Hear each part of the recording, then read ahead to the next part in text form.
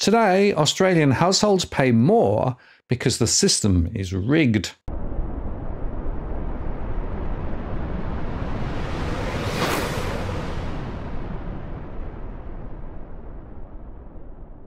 Hello again, it's Martin North from Digital Finance Analytics. Well, this post covering finance and property news. Well, of course, as we've been reporting, households have been hit by large rises in grocery, energy, transport, child and aged care pricing, which of course adds to the other cost of living pressures. But according to a bombshell report, the ongoing cost of living crisis is largely due to corporations unduly increasing prices.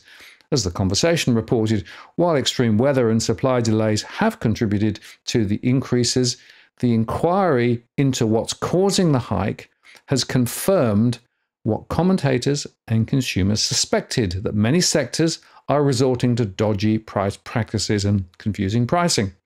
Headed by the former Australian Consumer and Competition Commission, the ACCC boss Allan Fels, on behalf of the ACTU, the inquiry found inflation, questionable pricing practices, a lack of price transparency and regulations, a lack of market competition, supply chain problems, and unrestricted price setting by retailers are all to blame for fueling the increases.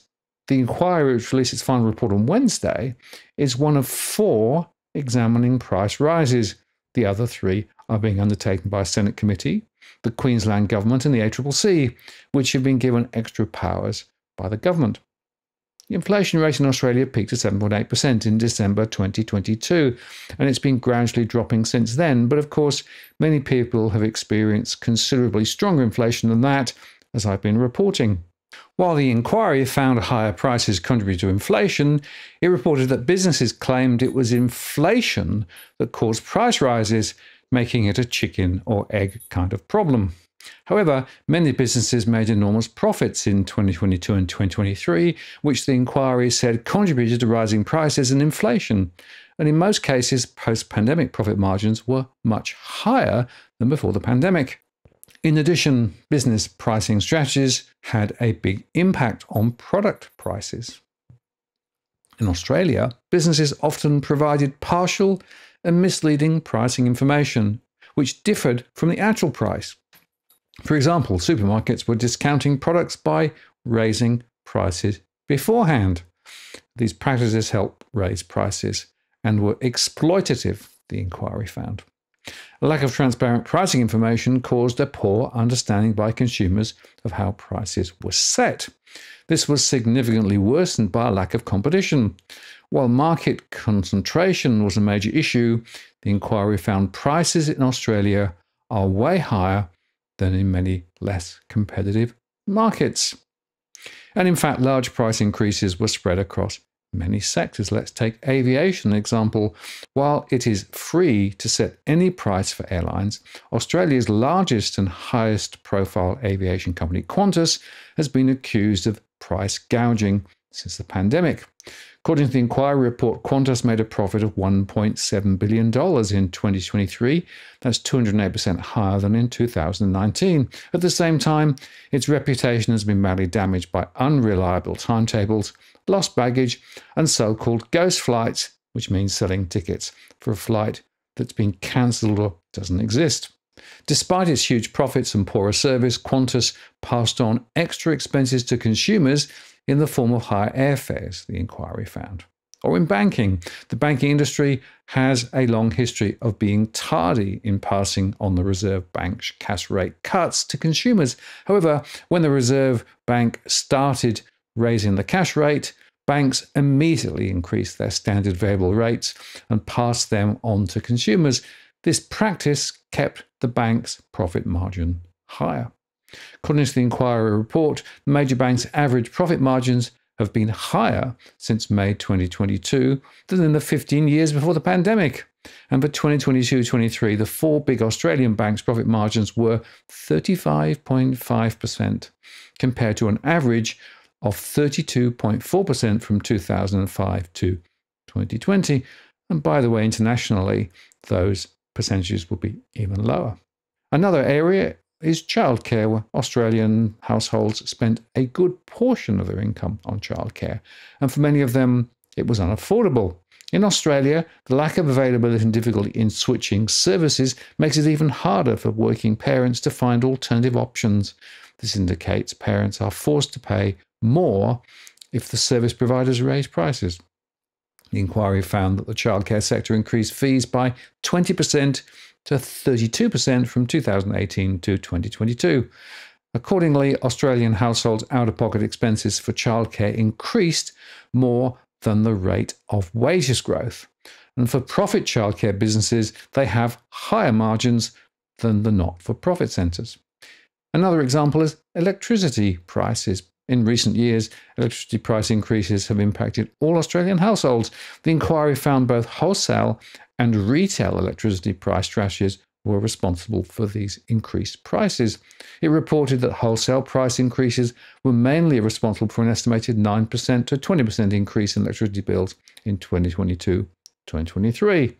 The report noted that the price bidding system was largely responsible for increasing wholesale electricity prices, and the inquiry was critical of the profit margins of AGL, a leading electricity retailer. It would seem that AGL needs to explain why consumers are paying $60.1 per megawatt hour more than seems to be justified by cost differentials. That is, for every consumer bill of $1,000, there is an apparent excess to be explained of $205.61 relative to prices charged to large business customers and not accounted for by genuine cost differences. And then there are the supermarkets. Supermarket prices have received the most attention recently, with the main providers being accused of price gouging. As has occurred in other sectors, profit margins were well above pre-COVID levels. In 2023, margins were more than 3.5% compared to less than 3% in 2017 and 2018. In Australia, food prices also increased well above the inflation rate. According to the inquiry, the price increases for groceries between March 21 and September 23 varied between 19.2% and 27.3% for different categories, including cheese, bread, milk, eggs, dairy products, and breakfast cereals. Farmers recently accused supermarkets of making too much profit from their crops. And this was backed up by the inquiry, which found the disproportionate market powers held by supermarkets and food processors were of significant concerns. The report noted that supermarkets increase prices when there is a shortage or cost increase, but the opposite did not happen easily when supplies were plentiful and prices were cheaper. So, standing back, among the issues common to all sectors were weak competition, a lack of price transparency, the difficulty consumers face switching between suppliers and providers, a lack of pricing policies, and a lack of consumer awareness.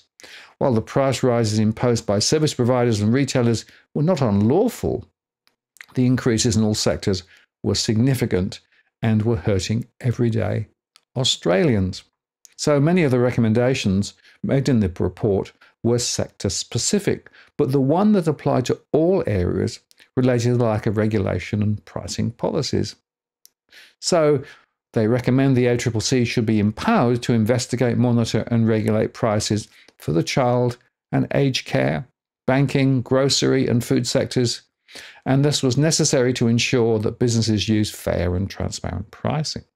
And a review of all existing policies was also recommended. For example, the government should use the current aviation review to remove international and domestic restrictions on competition. And it was important that aviation stakeholders, such as airlines and airports, were involved in the process. And the report suggested the Grocery Code of Conduct should be mandatory for the food and grocery sector, and a price register for farmers should be created. This should be a government priority to protect farmers from unfair pricing by major supermarkets and food processors. But the bottom line is this: the current pricing practices for all business sectors must be improved to provide greater transparency and to protect Australian consumers from unfair pricing.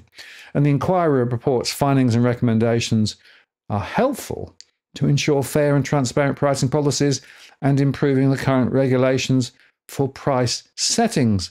But of course, it's all a question of implementation. Will anything change? And immediately, of course, the major industry sectors came out and said, nothing to see here. we're doing everything by the book.